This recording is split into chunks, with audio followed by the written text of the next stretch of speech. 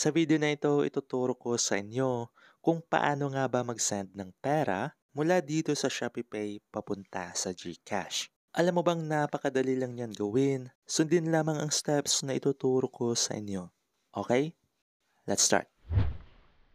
Ang unang step ay pupunta muna tayo sa ating Shopee wallet.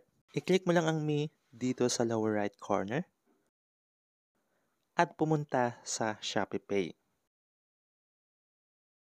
Nandito na tayo sa ating ShopeePay wallet. Para mag-send ng pera papunta sa GCash, ay i-click mo lang itong Send Money. At dito piliin ang Other e-wallet. Dito sa form, uunahin nating piliin kung anong klaseng e-wallet. I-click lang natin itong Select e-wallet. At pagkatapos dito, hanapin natin ang GCash. Kung hindi mo siya makita agad, pwede mong i-search dito sa search bar. Ito yung GCash, i-click lang natin. Pagkatapos niyan ay lalagyan na natin itong full name. Make sure lang na yung full name na ilalagay mo dito ay yung full name ng may-ari ng GCash account. Then dito sa phone number, ilagay mo lang ang GCash phone number ng receiver.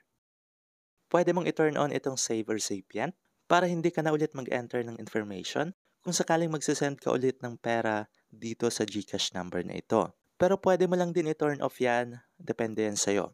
Kung okay na lahat, i-click mo lang ang Next.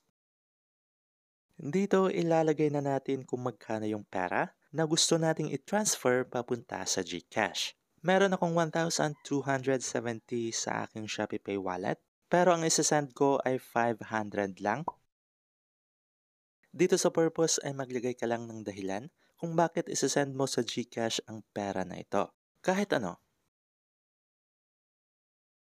Meron nga pala siyang charge na 15 pesos. Per transaction yan. Ibig sabihin na kahit gaano kalaki or gaano kaliit ang isasend mo, ay 15 pesos pa rin ang magiging charge. Pagkatapos niyan ay i-click lang natin ang Next. I-review mo lang dito kung tama lahat ng details at pagkatapos i-click ang Send Money Now.